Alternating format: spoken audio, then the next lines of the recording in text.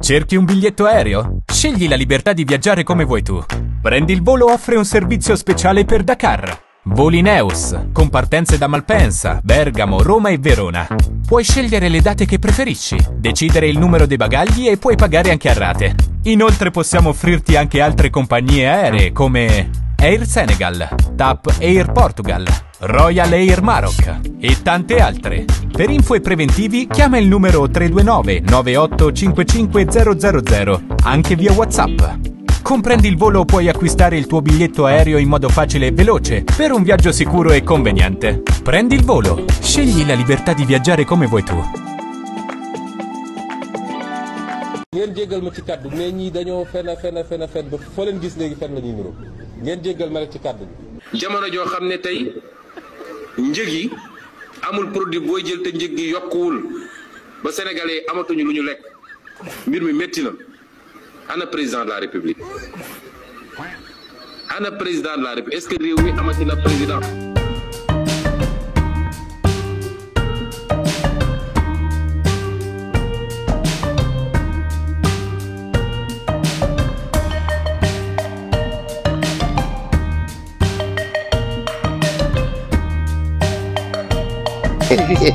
Au niveau du FRAPP assume de s'opposer et de dire non loolu dañ ko koy nangul nga nangu ne kii seen personnalité boo xamante ne day assumer ses positions te nekkul du rouge parce que au départ dafa am un jour nit wax Ousmane président Sonko ndax yow booy génn da ngay def ay monitoring xaw ma benn kii bu expression bu mu utiliser en communication comme pour dire ndax yow da ngay xool boo ñëwee lan ngay wax lan nga dul wax. dañoo sàcc ba amatu lu ñuy sàcc ngeen jéggal ma ci kàddu gi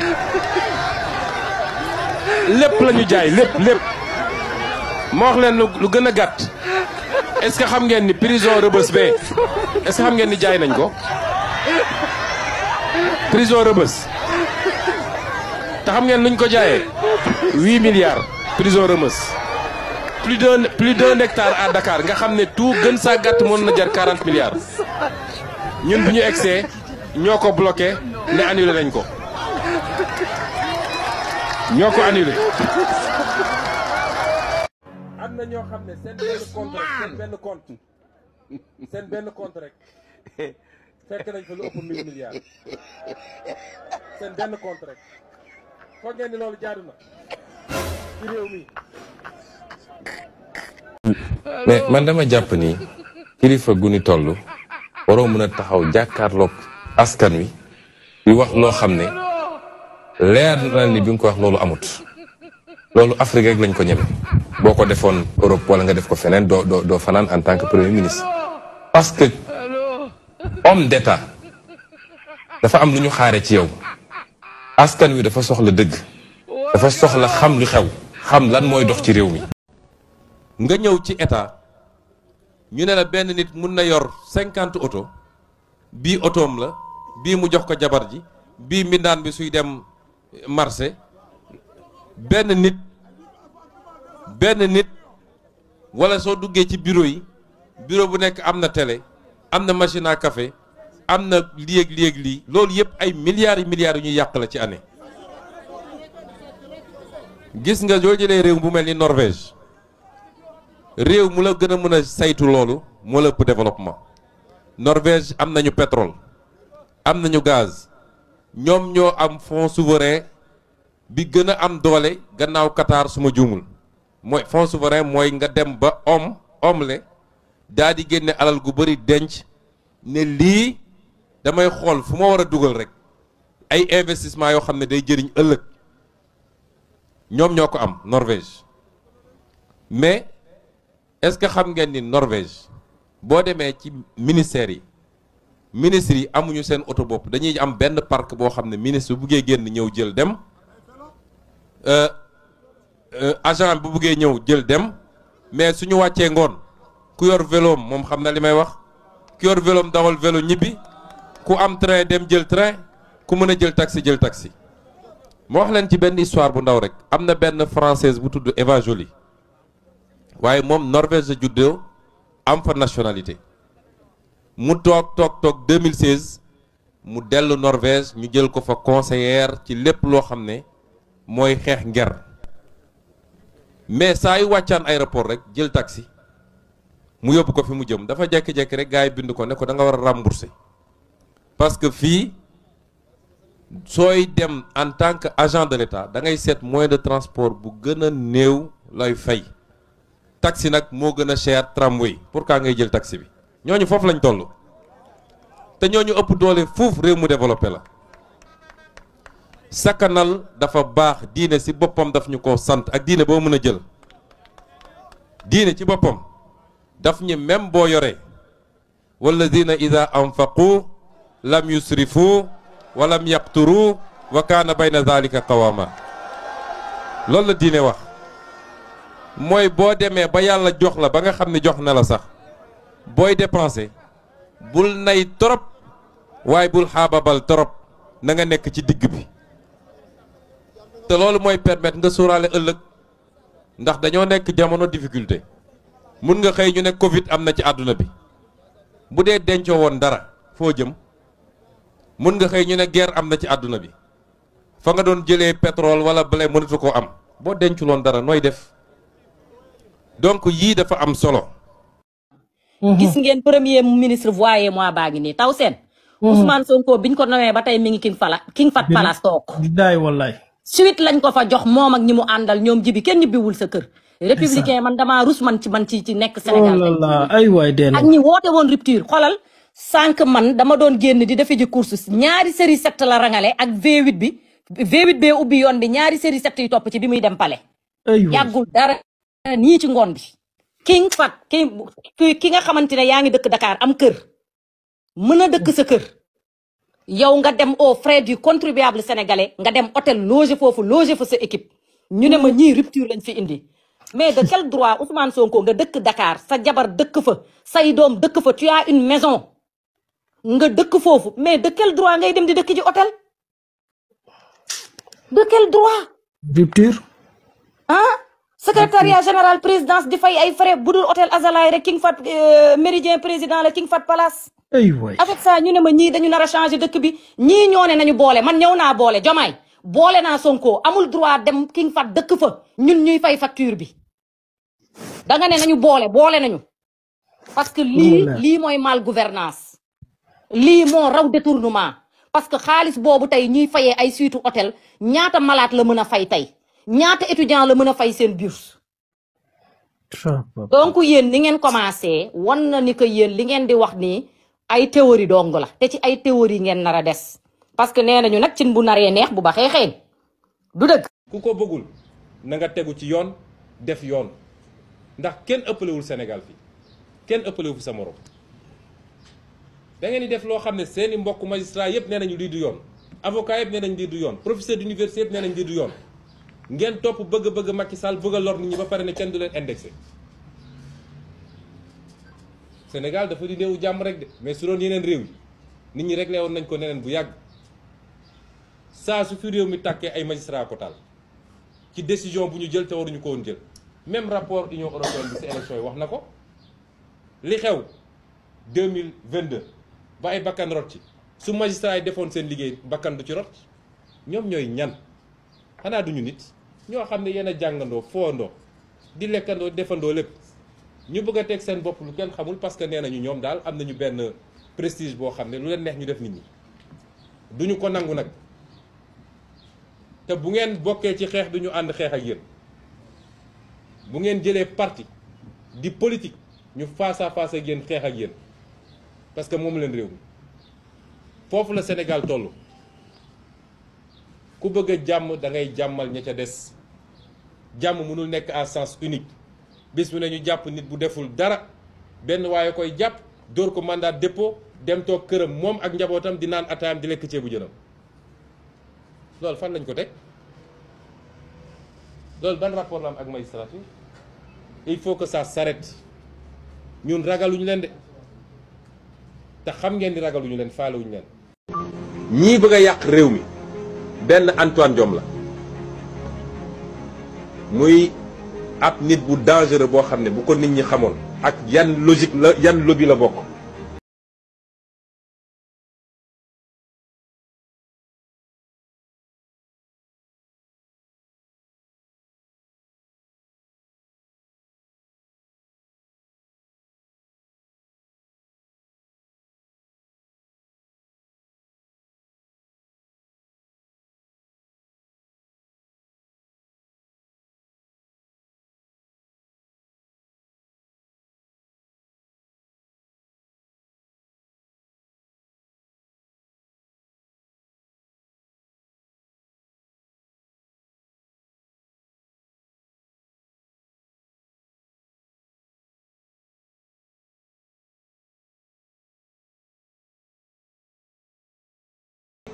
juróom-ñaar yi nekk conseil constitutionnel ay pyromane ñi ngi noonu mooy ñoo xam ne dañuy taal ay day rek dafa dem làqatu fële taxaw mel ni du ñoom lu ñu leen sant noonu lañ koy defee seen yoon newul ci constitution newul ci loi ak Cheikh Tidiane ñu wax na ko léegi cour suprême ak ñi fa ne ak procureur de la république wala les procureurs parce que ñoom ñëpp presque benn lañ am na peut-être benn exception ñii ñoo nar a taal Sénégal est-ce que ñun 17 millions de Sénégalais war nañoo nangu li tey ñi ngi def ay affaires yoo xam ne kenn xamul noo ko mën a xoolal ay xale yu ñu. d'ailleurs ñaata nit lañ fi tëj toog di xaar dem uti ji preuve tey ba pare ne ko yow sa am il faut nga ñëw justifier ko donc une justice inquisitrice inversion du principe juridique universel aussi qui veut que acte incombe probation donc l'accusateur moom moo war a andi la preuve de ces accusations kii ñu ne ko yow da nga bëri xaalis da nga bëri alal prouvel c'est que ces 2 poids 2 mesures là dans le traitement des dossiers day tax ba nit ñi dootuñu amati gëm-gëm ci yoon lii entraver l'exercice de la justice aussi amul kenn ku nekk ci opposition bi boo xamante ne mën nga entraver l'exercice de la mais à un moment donné les gens au Sénégal dañu am et à juste titre je trouve un réflexe grégaire de protection parce que dañu leen jàpp di leen rendi benn par benn de la façon la plus flagrante qui soit. man maay premier ministre du Sénégal man am naa sañ-sañu en tant que premier ministre ma joxe ay ndigal jox ko ministre de l'intérieur jox ko ministre de la justice parce que ministre de la justice c'est une autorité politique c'est pas une autorité judiciaire bu kenn gëmloo nit ñi monsieur le ministre de la justice dafa am indépendance mënuñu koo def loolu yi man su ma nee ministre de la justice poursuivre Déthié amul sañ-sañ bañ a woo procureur général kooku woo procureur pour ñu poursuivre Déthié. dañu leen jàpp di leen rendi benn par benn de la façon la plus flagrante qui soit. yéen les militants de Agnam. dégg naa am na benn waay buy wër tout le département benn garantie laa leen mën a jox mooy ce sera la dernière élection au Sénégal bu muy génnee sax naan day nekk candidat. bu dee fii nag commune Golf Sud ki fii xëccoo leen fale bu Macky Sall daanoo 2024 dootu leen am maire ndax problème la ñuy am ak justice man maa leen ko wax. pendant le même temps ñuy gis ñuy protéger ay nit quel que soit lu ñu def parce qu'ils sont de l'autre côté. ci suñu nguur benn scandale amu ci zéro scandale du dossier ONAS Cheikh Tidiane Dièye du dossier Azer il y a zéro scandale Azer et je veux féliciter ce jeune. maa ngi leen di ñaan ku la jëkk reer war na la reerin askan bi le peuple sénégalais lu ñu waxoon ak yéen def nañ ko ba mu jeex na ngeen leen xool bëtu yërmande nit ku deful dara nga tuumaal ko tëj ko par la force toroxal ko njabootam yépp teg ci seen bët yàlla ni pacte rek dafa am lu muy def te di ko xaar bu jotee rek yatam dal te buy dal xamul fu muy yem moom yàlla yërëm leen jaami yàlla yi wàcce leen seen bopp ndax ki fexe ba nga falu mu teg la ci barab am na ñoo xam ni bu dee ñoom dañ fiy jaar bu ñu rombee ci oto yéege seen biir tente bëgg a def nit ñi jaam te ñoom ñooy jaam ndax liñ leen di fayee ñaqur doomi aadama yi lañ boobu modestie ak simplicité maa ngi leen koy ñaan. mais loolu aayul ba tax nag ñaar yi laay tëjee benn mooy lépp lu ma waxoon ni nañ ko dem régler dama bëgg ngeen désactiver ko bu leen provoquer bu leen saaga bu leen dóore bu leen xaste dem leen ngeen continuer présenter le programme de Pastef. islam ak lu tax mu dem fa nga laaj ndax dafa ne dafa feebar mu wane ab kayitu ordonnance ni dañ ko digal kinésithérapie. charia lu mu ci wax mooy dafa xaraam ci bépp fànn ndax ku dëkk ci réew mi am culture tuuti xam nga ni salon de massage boobu du salon de massage kinésithérapie waaye ay caay-caay kese moo fa nekk ay xale yu jigéen yu dem ubbi seen salon amuñu benn diplôme kinési seen publicité yi nga xam ne ñu bëre man ci taalibe yi ak parce que ñun ay nitu diine lañu dañuy gëstu tamit ndax duñu tëb rek wax lu ñuy publicité seen salon mooy ñëwal summeeku ba set ñu toppatoo la ba nga am mbégte wax yu ñaaw yooyu xale képp ku ko publicité ci dëkku diine dëkku charia dañ la war a jàppe ci bés boobu tëj la kaso duma la juróom-ñaar fukki yar yu métti yar yu métti loolu mooy atte bi ci charia ki fa dem ak ki koy def yépp la ñu war a jàpp duma leen duma yu métti bu dee dafa ne am na oustaz bu ko digal yaakaar naa oustaz boobu bu dee dafay ànd ak moom oustaz bi war na di wax dëgg oustaz ba juum na ba ci kanamu yàlla ndax xawma ban école la jàngee ci ban idéologie la ko teg waaye teguwut ci mazahibul arba suñu waxee mazahibul arba mooy ñeenti école yu l'islam sukkandiku lu dut ñeenti école yooyu koo fi tudd ci école rek l'islam reconnaître ko sukkandiku diine yépp Afrique Asie Amérique ci continent yépp weesuwut ñeenti école yu mag yooyu mooy imam Malik imam Hanbal imam Shafii ak imam Hanafi ridwanullahi alayhim ajmain te lii buñ ko waxee dafa nekk loo xam ne ala ittifaqul ulama wal jamhur bépp borom xam-xam bu musa wàcc ci kaw suuf ci diine accepté nga ñeent ñi gannaaw biñ feeñee ni kenn waratul sukkandiku du dul ci ñeenti école yi moom la alamu islami bi yépp nangu keneen ku fi ñëw nag bees la te defagu fi ñeenti téeméeri at te yooyu kenn du ci sukkandiku imam boobu ko digal loolu imam bi juumloo na ko ba ci kanamu yàlla bu dee imam bi la ci moom la sukkandiku te moom it culture générale am ci suñu gis-gis yaakaaroon naa ni waru ko may muy juumte gu rëy googu.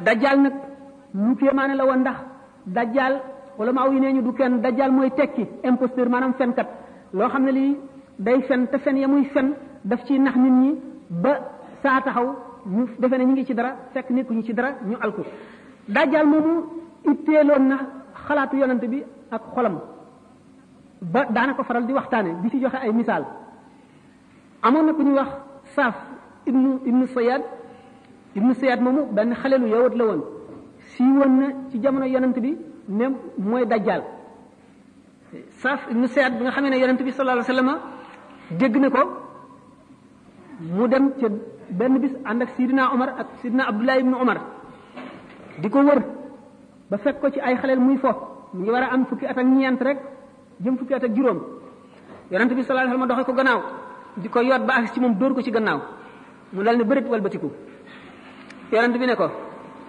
ndax seede nga ne man maa yonentu yàlla bi mu yónni ci jaam ñi mu seet ni ko seede naa ne yaay yonentu ummi yoone yi mooy arab yi mooy illettré yi ñi jàngul ndax arab yi ñoom musuñoo amub téere bu jógee asamaan bu ab yonent indi jànguñu moo tax ñu tudd leen ummi yoona mu ne ko seede naa ne yaay yonentu maanaam arab yi dal ne ko waaw man itam ndax seede nga ne man it maa yonent laa mu ne ko gëm naa yàlla ak i yonentam ak i téeréem waaw yow sa mbir nan la lay dikkale mu ne ko am naa ñaari gaay ñu may dikkal waxkatu dëgg ak fenkat mu ne ko dañ laa jaxaseel mbir yi nëbbal naa la dara li ma la nëbbal lu mu ne ko huwa dux inni xabaatu laka xabi an nëbbal naa la dara lan la mu ne ko huwa dux doxu loxo la ci adduxaan maanaam saxaar fekk yonente bi sallallahu alayhi wasallam mu ngi jàpp ci xelam fartaqib yawma taati samaa'u bi duxaanin mubiinin fuglul ci sa xol bis ba asamaan si di saxaar di indi saxaar su bir su lëndëm ibnu sayad ne ko saxaar mu ne ko ixsa falan taxdu tawrak perte nga doo wees mukk fi la yàlla yemale. maa ngi jóge ci bureau président de la république mu woolu woon ma waxtaan ak man xamal ma ni dafa nekkoon ci yéeneem mu dënk ma gouvernement bi na ma premier ministre na ma itam xam na sama engagement ak sama fidélité ci wetam bokk naa ci ay doomam yu bari yoo xam ne ñu ngi màgg ci wetam di taataan ci wetam di liggéey am na yaakaar ne war naa mën a jiite gouvernement bi donc ma nangu loolu gërëmaat ko ndax bari na ñu mu war a mën a nommer ndax bëri na ay doom si niñ ko mën a waxee ci wàllu politique yoo xamante ne yi ñu ngi namp si wetam di jëf itam ngir lépp li nga xam ne mooy gis-gisam pour jëmale suñu askan kanam ñooñu di ko si jàppale bu wér. Macky Sall day xëy di leb rek dugg ci avion balaa may dee Amadou Ba ñëw assemblée ne soo gisee ñu leb c'est que dañ ñoo wóolu tey weer wu ne mun naa ne 30% suñuy recette dañ koy faye bor pour dem lebaat suul bukki sulli bukki ci. il faut arrêter amul réew bu dul leb ci àdduna bi leb dafa bokk si nu état di doxee état du teew mu teew génnee sa poche jënd amul fenn si àdduna bi da ngay moom kay na nga mën fay sa bon nag c'est-à-dire na nga fexe ba sa économie koom bi nga mën a fay service su dette bi maanaam alal ji ñu dugal ko si luy amal nit ñi njëriñ c'est ça et non pas fonctionnement. Vraiment lebuñu fi xaalis pour di puukare ça n'existe pas.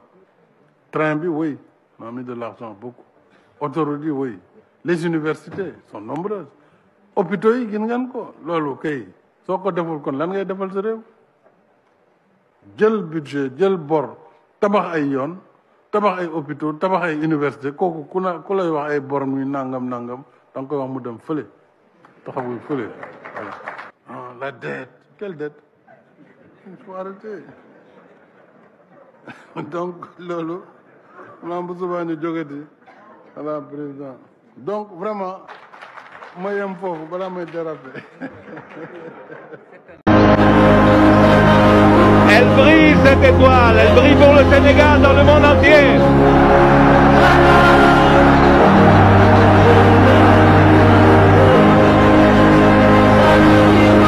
Cher président, mon frère Macky Sall, dear presidents present here today,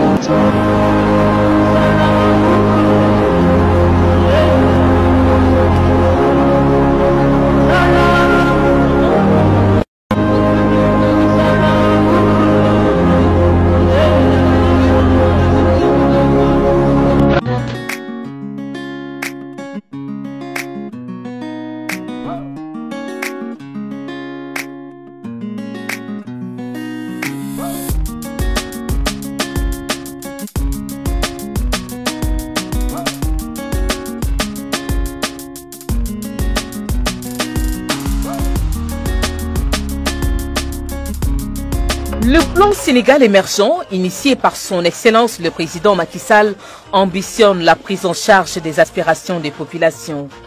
Ceci repose en général sur les infrastructures routières qui stimulent la croissance et rétablissent l'équité territoriale qui est au cœur des programmes déclinés dans le plan Sénégal émergent. L'accès aux services sociaux de base est le meilleur moyen de lutter contre la pauvreté. L'avènement du président Macky Sall à la magistrature suprême a sans nul doute donné un nouvel essor de développement à la Casamance naturelle, tant au plan infrastructure routière, sanitaire et socio-économique de base. La voirie urbaine, des ponts, des ouvrages de franchissement, des pistes de production. Les réalisations qui ont été faites au cours de ces dernières années sont palpables. L'État a investi plus de 582 milliards de francs CFA depuis 2012 pour la réalisation de projets d'infrastructures très importants. Durant cette période, on a eu à réaliser plus de 1600 km de routes revêtues, à peu près un peu moins de 600 km de pistes et de ponts qui tournent à peu près autour de 3,5 km. Avec l'AGEROUTE, agence d'exécution du ministère des Infrastructures, des Transports terrestres et du désenclavement, le plan Sénégal émergent a pris son envol.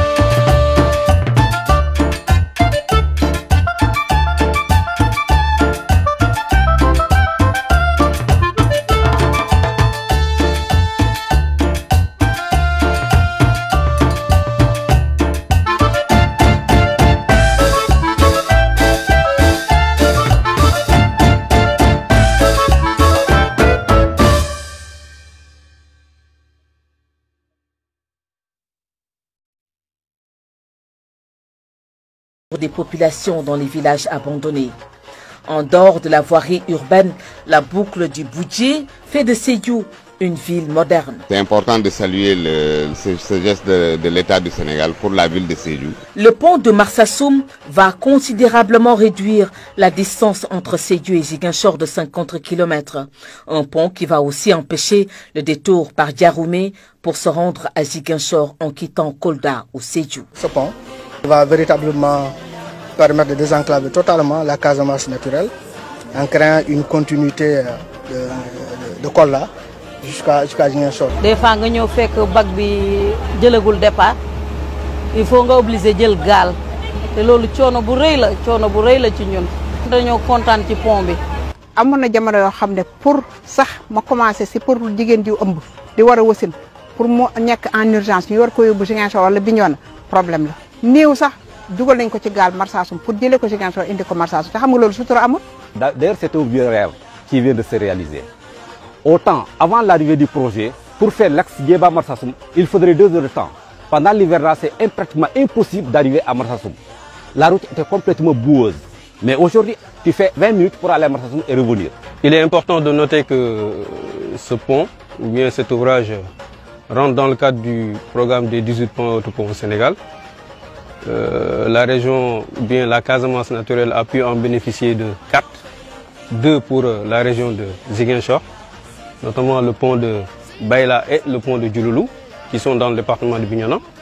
1 pour la région de Sédhiou, là où nous sommes présentement, le pont de Marsassoum. Et 1 pour la région de Kolda, dans la commune de Kolda, dans un quartier qui s'appelle Ilel. Capitale de la verte Casamance, la ville de Ziguinchor a bénéficié d'un vaste programme de développement socio-économique de base. La construction du pont de la Sénégambie permet aujourd'hui de rallier Dakar et Ziguinchor en 6 heures de temps. La route nationale numéro 6, ralliant Ziguinchor à Kolda en passant par Goudomp, est fonctionnelle. Le pont de Niamalang, sécurisé, est profitable à tous les usagers, ralliant le département de Ziguinchor à celui de Souy. loolu moom ñëpp a si kontaan Gambie kontaan nañ si Sénégal kontaan nañ si. liggéey bi da gën a gaaw da nga ñëw rek romb rek. Dans le département de Bignona, énormément de projets ont été réalisés et d'autres sont en cours de réalisation. On peut citer la boucle du Blouf déjà réalisée. En tout cas, ça nous a facilité surtout les voyages et autres là. Parce que quand même, il fut un temps, on met beaucoup de temps pour aller rejoindre Bignona ou bien Ziguinchor. Mais actuellement, c'est dans le passé. S'y ajoutent les travaux en cours de la construction du pont de Baïla et la boucle de Kanoulaï bien accueillie par les populations. Le pont de Baïla qui vraiment aujourd'hui redonne l'espoir quant au trafic, quant à la circulation vraiment des biens mais aussi des populations. La réalisation de la piste qui part de Baïla jusque dans la commune de Djibidione et même dans la commune de Oulampan, ça nous a fait un impact positif du côté de l'économie. De Sénoba à Ampac à la frontière avec la Guinée-Bissau, en passant par Tobor, traversant le pont Émile Badiane, la RN4 est en cours de reconstruction. Le projet est financé par l'État du Sénégal avec le concours des partenaires techniques et financiers. La Banque africaine de développement BAD, la Banque européenne d'investissement BEI et l'Union européenne UE. Le projet de réhabilitation de la route Sénégal-Ziguinchor MPAC et de désenclavement des régions du Sud est un important projet de 115 milliards qui va permettre donc, de réhabiliter la route entre Sénoba jusqu'à MPAC sur 165 km et l'aménagement et le bitumage de la route des Kalounaï sur 52 km. Ce projet-là est essentiel pour les populations de Kalounaï. Ce projet infrastructurel vient à son heure parce que va alléger au moins les souffrances des populations pour leur permettre de voyager tranquillement, mais aussi permettre d'écouler les produits qui sont cultivés ou bien récolter au niveau de cette zone. Et ce projet prend en compte la réhabilitation de la section de Tobor, qui est une zone longue de 8 km. Dans ces 8 km, il est prévu de faire une réhabilitation totale de cette section avec un aménagement spécial. Dans cet aménagement spécial, il est prévu des dispositions constructives qui vont aider la chaussée à supporter les charges dans le contexte de sol compressible. Toutes ces réalisations ont favorisé la création d'emplois des jeunes. Une lueur d'espoir se dessine pour un désenclavement total de la région naturelle de la Casamance. Avec la route qui vient d'arriver, félicitations aux autorités du Sénégal, au président de la République. Parce que cette route a été cherchée depuis des années, avec des prières, avec tout ce que le Kalounaï a fait. Aujourd'hui, voilà, la route est là. C'est pourquoi nous prions pour que cette route se commence dans de très bonnes conditions et se termine dans de très bonnes conditions. Comme vous pouvez le constater, les travaux ont démarré officiellement depuis le 2 février pour une durée de 2 ans. Donc pour le moment, nous sommes en train de faire les travaux d'installation. Nous avons instruit l'entreprise de recruter la population locale concernant la main-d'œuvre. La plupart des ouvriers viennent le village. Tous les villageois qui travaillent chez nous là-bas. On garde les ouvriers et les ouvriers nous supportent. Aucun problème entre nous. Toutes les populations, ils sont gentils. Même ici, le chef de village, le maire de Uncle, le maire de Cubano, même ici, il y a le chef de musulmans. Tous, ils nous acceptent, ils nous supportent pour avancer les travaux. Le modèle de développement pensé et décliné à travers le PSE, Plan Sénégal émergent, ouvre de nouvelles perspectives à tous les échelons de la société sénégalaise.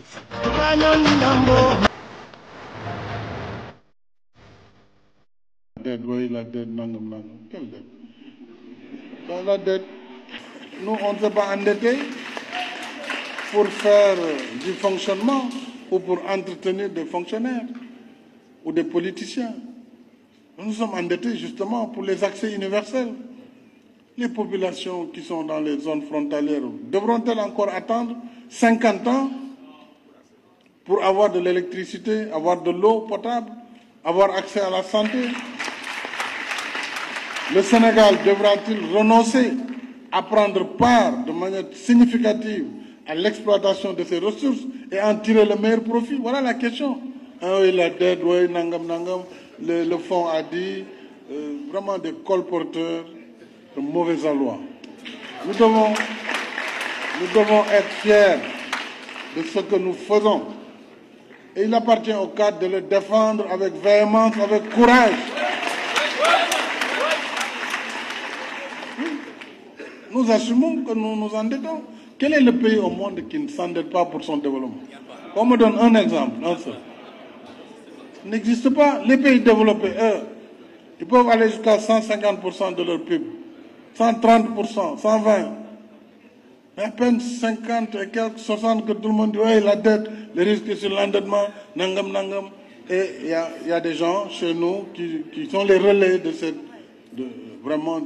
ces chants. C'est sirène, j'allais dire. Il nous faut être lucides. Nous voulons construire notre pays. Et l'Afrique, je l'ai dit, n'a pas bénéficié de faveur. Hein. L'Afrique n'a pas eu de faveur. On ne lui a pas fait du tout de faveur. Sénégal émerge.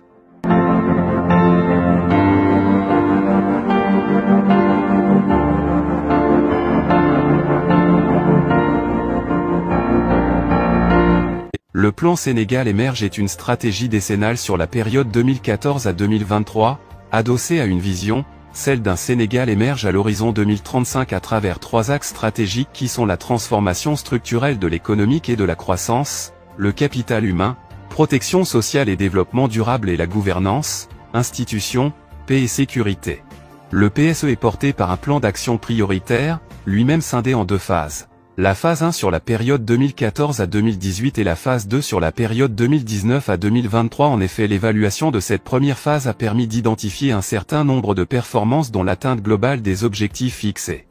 En plus, il s'articule autour de 3 axes stratégiques déclinés en objectifs sectoriels dont les principaux sont les infrastructures et services de transport, les infrastructures et services énergétiques, l'agriculture et l'agroalimentaire, l'eau et l'assainissement, l'éducation et la formation, la santé et la nutrition, composant le plan d'action prioritaire. Ce dernier regroupe 27 projets d'investissement majeurs et 17 réformes sur la période 2014 à 2018.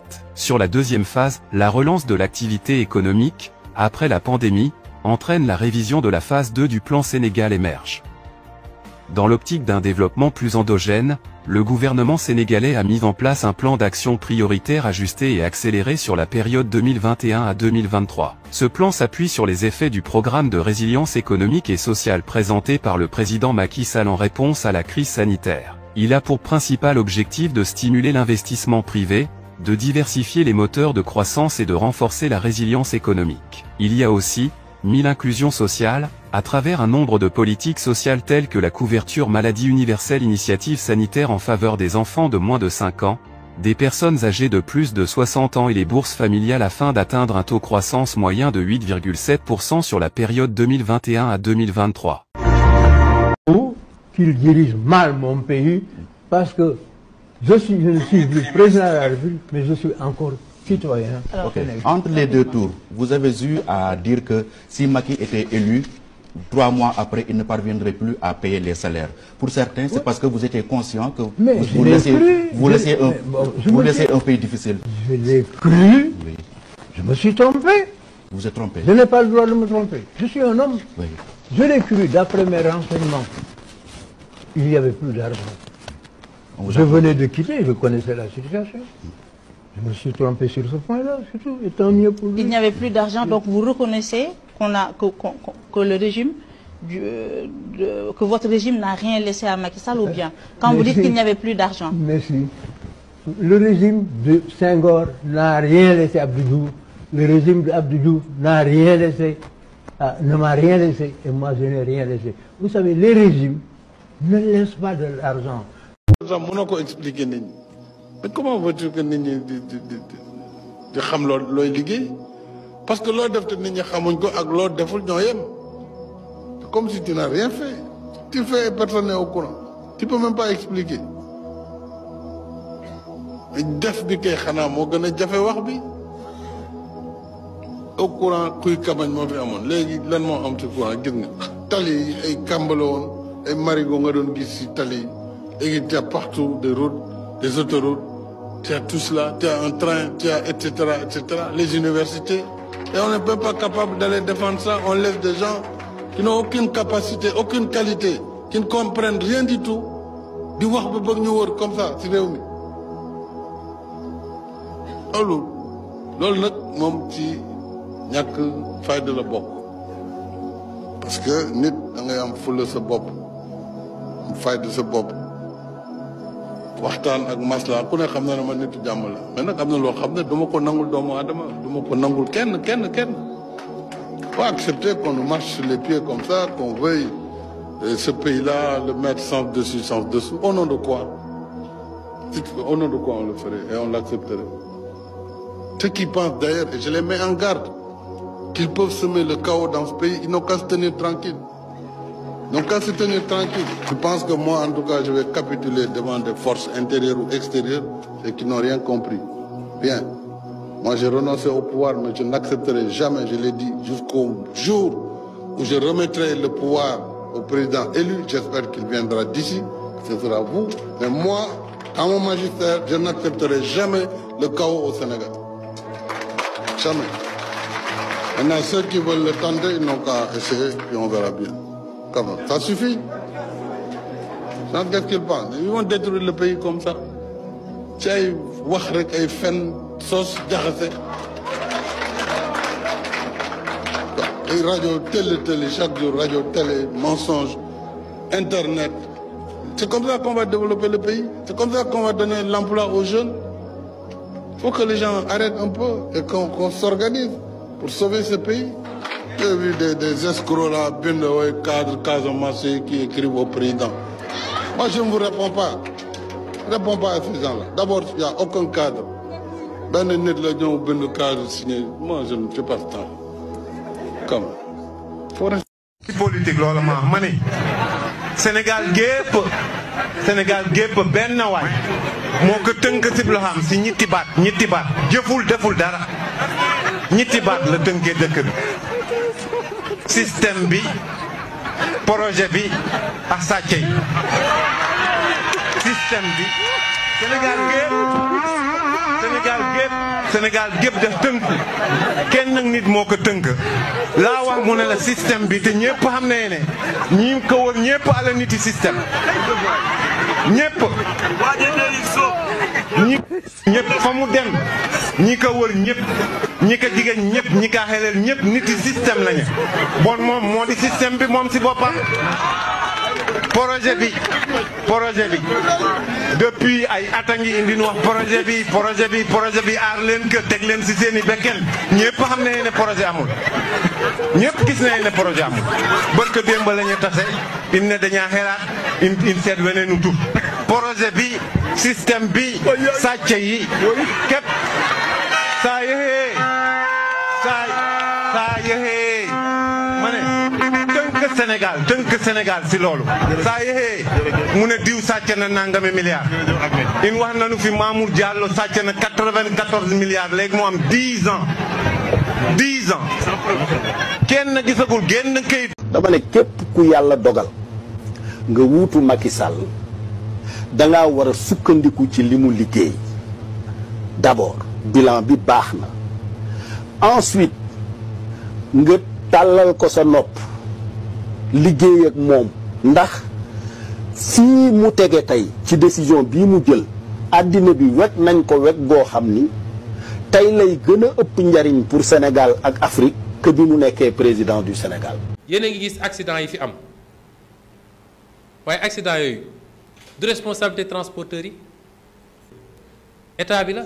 képp koo xam ne it yaa ngi ci projet bi rawatina ñi ma wër ànd ak ñun ndaw ñi ànduñoo ak ñun parce que ñun ñoo dàq ci réew mi de wala dañ leen di jox alal wala ñoo gën a rafet ndaw ñi ngëm-ngëm la ñu am ci ñun yaakaar la ñu am ci ñun kenn ci ñun amul droit décevoir yaakaar boobu ku ko décevoir suñu borom dina la alak man loolu laa gëm waaye ku ko décevoir ndaw ñi dinañ ko régler ak yow fii ci àdduna balaa ngay dem Sénégal dafa war a jóge fii baax ba faw te suñu génération mu war a porter combat boobu te duñu nangu kenn wala lenn yàqal ñu ko. mais man dama jàpp ni kilifa gu ni toll waroo mën a taxaw jàkkaarloog askan wi di wax loo xam ne leer na ni bi nga ko wax loolu amut loolu Afrique rek lañ ko ñeme boo ko defoon Europe wala nga def ko feneen doo fanaan en tant que premier ministre. parce que homme d'état dafa am lu ñu xaare ci yow askan wi dafa soxla dëgg dafa soxla xam lu xew xam lan mooy dox ci réew mi. D'une certaine dame qui s'appelle Adji Sarr. À cette occasion, je voudrais dire que ce n'est pas Benno Bokk Yakaar qui tient le carnet de rendez-vous de Sweet Beauty Salon. C'est pas nous qui donnons les rendez-vous. C'est pas nous. Donc nous n'avons absolument rien à voir avec une affaire qui est strictement privée. Il ne faut pas aussi prendre les Sénégalais pour moins intelligents qu'ils ne sont. Les gens se lèvent, prennent leur rendez-vous dans des salons et ils vont librement. Nous n'avons rien à voir avec là-dessus. Nous ne savons pas d'ailleurs où ça se trouve. Ce n'est pas nous qui donnons les rendez-vous là-bas, ce n'est pas Benno. Donc que la justice vraiment tranche ce dossier qui est d'ordre strictement privé. Nous exerçons le pouvoir, donc nous avons une obligation de responsabilité pour la préservation de la sérénité de nos citoyens. xam nga ñi naan par exemple état en ruine lañ fi fekk. Aujourd'hui, nous avons trouvé un état en ruine.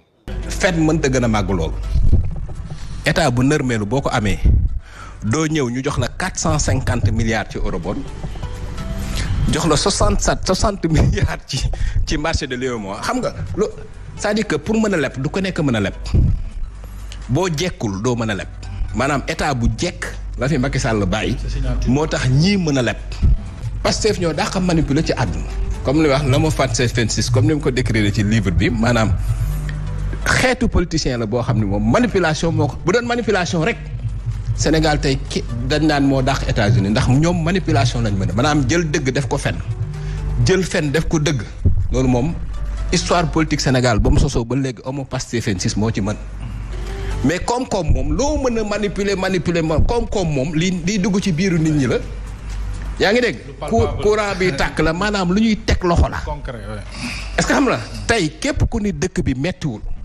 rek mooy ci Pastef nga bokk ñu nommé la nga jël say loxo teg ko ci ñaari ci keesu réew mi xaaral comme ni ko FMI waxee lii fi ne bu soppeekuwul fii ak fan yu néew fii ak weer yu néew musiba naaru laay dina FMI en juin def nañ rapport en juin ils ont fait un rapport boobu na dem nit ñi liiri ko la fa nekk FMI 12 ans Macky Sall amul benn rapport bu critique buñ ma parce que 12 ans de croissance la ñu am Sénégal bu Covid-19 amul woon en 2020 aujourd'hui rythme bi premier septennat Macky Sall yoroon bu continuer woon aujourd'hui àgg nañ émergence wala jege nañ ko c'est-à-dire 12 ans Macky Sall dafay 12 ans yoo xam ni réew mi dafa dox sur le plan économique. mais à quel prix. agrégat yëpp defal naa non dette indicateur u performance économique la xam nga loolu ñu bari amuñu xam-xam. duñu lebal ku ne.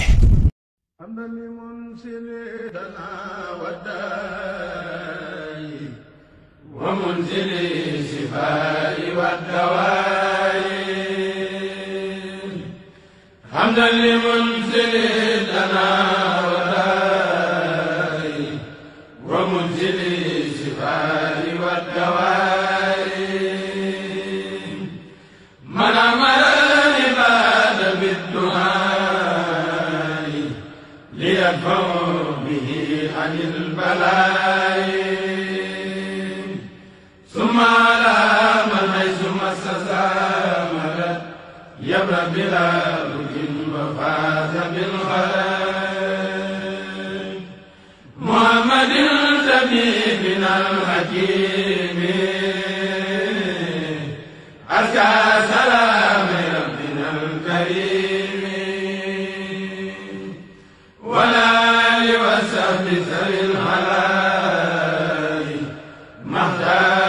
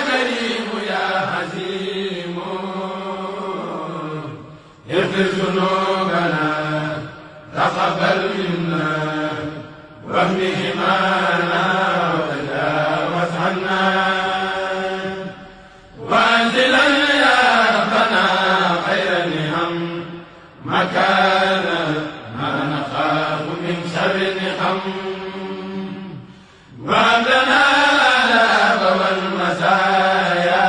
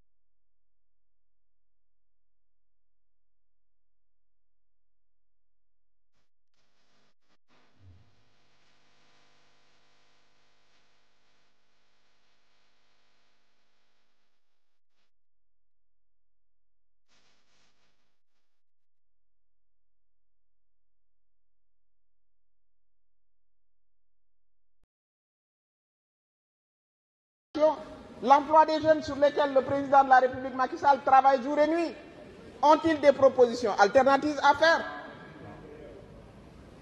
Qu'est-ce qu'ils ont comme idée concernant l'agriculture, la pêche, l'art, la culture, l'énergie que nous avons réglée? Quand nous arrivions en 2012, quand le président arrivait en 2012, on le voyait avec les Khouï-Khayek. Cette question est en train d'être derrière nous. Nous allons construire ce pays avec les Sénégalais épris de justice et de paix. Les jeunes ont envie de s'éduquer, d'aller à l'école, d'aller à l'université. Ils ont envie d'être formés. Ils sont dans leurs ateliers de couture, de mécaniciens. Ce sont des pêcheurs, ce sont des artistes. Et ils ont besoin de vivre leur vie de jeunesse. Qu'est-ce qu'on vous offre à la place? Chaque fois que M. Sonko considère que quelque chose peut lui être défavorable, il va vous appeler dans la rue. Ainsi, Diamniadio, terrain quasiment vague il y a moins de 10 ans, conforte progressivement son standing de ville moderne aux vocations multiples. Aujourd'hui, il y a Diamniadio, la diplomate, à travers cette maison. Diamniadio, l'administrative, avec ses sphères ministérielles. Diamniadio, l'industriel et commercial, avec son parc industriel, son centre des expositions, son marché d'intérêt national et sa gare de gros porteurs. Diamniadio, la studieuse, la scientifique et la technologique, avec son université Amadou Mahtar Mbow, son institut supérieur d'enseignement professionnel, son data center, son supercalculateur, mais également son parc de technologie numérique, le laboratoire IRSF et le complexe biotechnologique de l'Institut Pasteur de Dakar, qui est en cours de finition. Diamniadio, la sportive, avec son aréna et le stade Abdoulaye Wade, l'un des meilleurs au monde. Diamniadio, l'international, avec son centre international de conférence Abdou Diouf, désormais la Maison des Nations Unies, ici à Diamniadio. Enfin, Diamniadio, au diapason des exigences de transport moderne, rapide et fiable, avec l'autoroute et surtout avec le train express régional, dont la phase 2, en chantier avancé, d'ici quelques mois, va connecter cette ville avec l'aéroport international Blaise Diagne. Voilà, mesdames et messieurs, la vision qui porte et oriente tout ce que nous avons fait ici en parfaite cohérence avec le plan Sénégal émergent. Dear members of the United Nations system in Senegal, this house is now your common home. Cette maison est donc la vôtre, votre habitat commun. Sous ce toit, le Sénégal souhaite vous rassembler parce que ci sama seetlu daal dafa mel ni sénégalais yi dañuy door a découvrir Macky Sall ndax kotam day gën a yokk yàlla nag day def loolu yàlla day bari na sax nit ñu mu ko defal surtout nitu yàlla yi nag ñoo ci ëpp ñoo xamante ni boo dëddoo rek ci la la nit ñi gën a xam xaw na daal Macky Sall sénégalais yi tey bu leen laajoon liñ gën a réccu mooy ërtal Macky Sall comme génn réew mi dem bàyyi leen ak réew mi bàyyi leen feeg ñoo xamante ni si nii benn xeetu solution amuñu ko benn xeetu solution bind nan wax nan waaye nag pratiquer mooy seen problème tey alternative bi buñ sañoon mu doon Macky dellu si waaye Macky Sall képp ku ko bëgg waroo dox ci lu muy wàññi ko ñëwaat ci réew mi na suggérer sénégalais encore loolu mën nañ ko ñaan ne ko boo nu tànnalaatee bi yoon du moy ndax yow man nga te xam nga ku man waaye xëyee naasi rek ni da nga tari bàqara xëyee naasi ni da nga tari bàqara loolu amul te du masa am ndongo loo seen tey mu doon sëriñ daa jaar ci yoon wi doo nangu la nekk ndongoom doo nekk sëriñam te ñaar daam nit day jaar ci loxo ñu formé ko def ci moom dara Macky Sall Ablaye Wade moo def ci moom dara Ablaye Wade Senghor ak Abdou Diouf ñoo def ci moom dara Abdou Diouf Senghor a def ci moom dara Senghor Lamine Gueye moo def ci moom dara Sonko ak Diomaye kenn deful ci ñoom dara kon dara nekkul ci ñoom loolu moom bëgg naa gaay def ko ci bopp seen bopp yi il y a pas de miracle là-dessus jaar naa ENA tekkiwul ni man ngaa yor réew mi de te nag gaay ngi gis gaay ñi ngi gis c'est des années et des années d'expérience et de pratique mooy tax nga comprendre lan mooy réew mi parce que réew mi rëy na rëy ay bari na yu nekk ci biir gaay nag man j'ai l'impression que ni parfois mbir yi def leen di dépasser Sonko gaab mi nekk opposition bu daan def discours day ree rek di mbalag rek di ree dem na bay way léegi Sonko buy wax këj kay def xam na li koy xaar Diomaye moom dara fekk ko ci dafa for président am sëgg for président lu tàllalul loxoom présenté wul programme waxul discours deful dara nekk président donc kooku chance la waaye kii nga xamante ni moo wër dëkk bépp dige nga xamante ne lu xew moom la ñuy tudd kii moom am na problème te ku xool kanam gi xam ne am na problème. Vous avez accompli votre mission, j'allais dire sans faute, avec sincérité, avec efficacité, avec dévouement. Et cela s'est traduit par des réalisations concrètes sur tout le territoire national, à ma grande satisfaction et à la satisfaction des populations du Sénégal. C'est dire, Monsieur le Premier ministre, que vous êtes et vous serez l'un des rares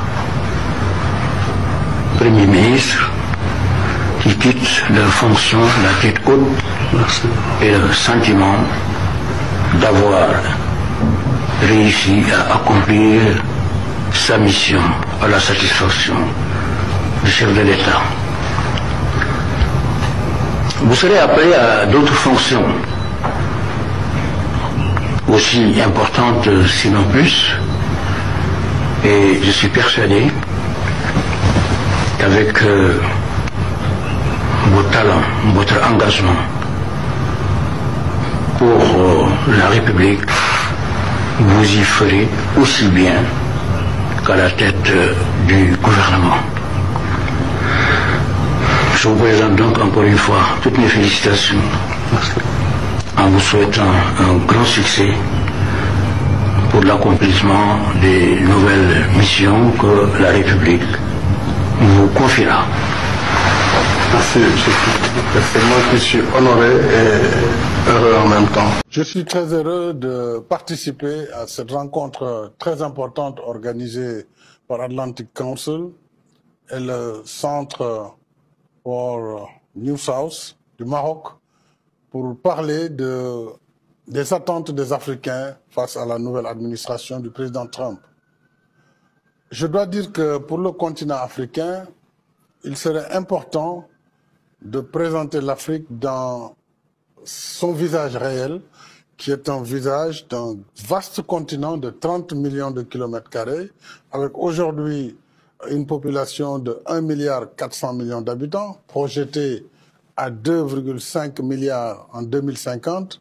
Donc c'est un marché énorme qui avec un partenariat diligent et gagnant-gagnant, devrait permettre de développer des opportunités, de développer de la richesse et d'avoir une prospérité partagée. Je crois que l'Afrique a des ressources importantes. L'Afrique a des défis, c'est clair. Les défis, c'est le terrorisme, c'est l'insécurité, il y a des problèmes de gouvernance. Mais si l'on considère les avantages que l'Afrique, dont l'Afrique recèle, les ressources minérales les plus importantes, les terres rares, que ce soit les minéraux critiques, que ce soit tous les minéraux dont on a besoin pour assurer une transition énergétique, se retrouvent dans le continent. Mais nous avons besoin d'un cadre rénové qui permettra une valorisation aussi sur place, un investissement, une valeur ajoutée et des emplois. Donc c'est vraiment une opportunité et je pense que l'Amérique pourrait, dans cette nouvelle perspective, travailler avec les Africains.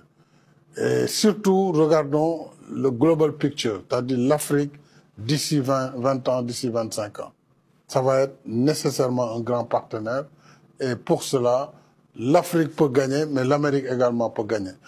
L'Afrique n'est plus dans une perspective de tendre la main. On n'est plus dans une logique d'aide publique au développement, puisque l'aide ne peut pas apporter les réponses attendues par les Africains. Parce que d'abord, l'Afrique est trop grande pour dépendre de l'aide. Sa population est trop grande et très jeune pour dépendre de l'aide. Il faut des mécanismes, il faut développer le marché des capitaux sur le continent et il faut développer des joint ventures. Et je crois que ce sera gagnant-gagnant. Voilà le message d'espoir que moi j'aimerais donner à l'endroit de la nouvelle administration Trump et le message aussi que les Africains attendent de cette administration. Okay, with these wise words from President Sall, maybe a roadmap, I'm happy to give the mic to Ottaviano Canuto. Jëlal ma lii ah bu fa négocier de Sall ngaar lam toro buru jëde bu fa négocier de bu ñaan Donald Trump mu baal leen ci milliards yi ñu leen waroon lebal bu ko wax foofu yow doxal say jéego doxal say yite waaw yow jamono ji ñu ngi lay teral ci adduna bi bu dem foofu di wax Donald Trump jàppale Sénégal sa yoon nawu ci nii Sall ngaar sa yoon nawu ci nuyu ko nga nekk def sa mission nga ñibbi voilà kay Sall ngaar lam toro oh gars yi kii lañ soxla mais bu ko wax suñu soxla de damal ñibbi damal ni boo paree ñibbi voilà boo paree ñibbi dañ laa yab rek bu fa négocier voilà bu fa négocier de jël la ma lii tey la oh. Leur travail, c'est de me critiquer. Moi, mon travail, c'est d'avancer vers mes objectifs. Je ne suis plus disponible pour les choses qui perturbent ma paix. La seule chose que les gens insignifiants savent faire, c'est d'essayer de rabaisser les autres pour se valoriser eux-mêmes. La vie est trop courte pour m'inquiéter de ce que les autres disent ou pensent de moi. Alors, je fais simplement ce que je veux et je leur donne quelque chose à raconter. S'ils savaient tout ce que j'ai traversé, ils comprendraient pourquoi je rigole quand ils me jugent. J'ai compris qu'à la fin, les gens me jugeront de toute façon. Alors, je ne vis plus ma vie pour impressionner les autres, mais pour m'impressionner moi-même. Couper les ponts avec les gens et les laisser vivre avec l'histoire illusoire qui leur convient le mieux.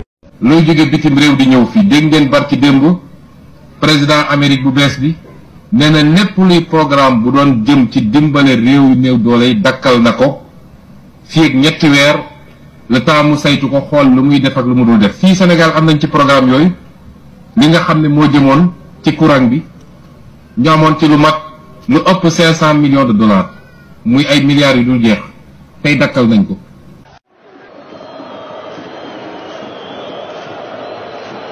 su ma déggee ñu naan FMI Banque mondiale diw ak diw loolu yëpp baax na waaye ñooñu yoruñu suñu dund yoruñu suñu réew il faut que yéen ñëpp ngeen xam ko.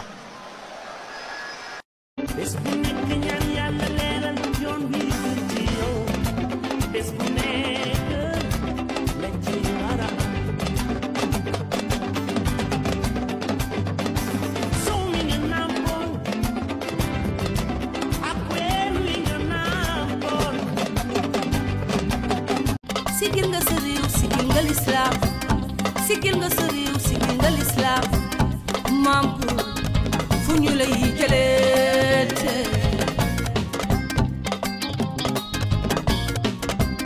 sigil nga l'islam sigil nga sa réew sigil nga l'islam sigil nga sa réew maam fu ñu lay jëleete Cerchi un biglietto aereo? Scegli la libertà di viaggiare come vuoi tu. Prendi il Volo offre un servizio speciale per Dakar. Voli Neus, con partenze da Malpensa, Bergamo, Roma e Verona. Puoi scegliere le date che preferisci, decidere il numero dei bagagli e puoi pagare anche a rate. Inoltre possiamo offrirti anche altre compagnie aeree come Air Senegal, TAP Air Portugal, Royal Air Maroc e tante altre. Per info e preventivi chiama il numero 329 9855 000 anche via WhatsApp. Comprendi il Volo, puoi acquistare il tuo biglietto aereo in modo facile e veloce per un viaggio sicuro e conveniente. Prendi il Volo, scegli la libertà di viaggiare come vuoi tu.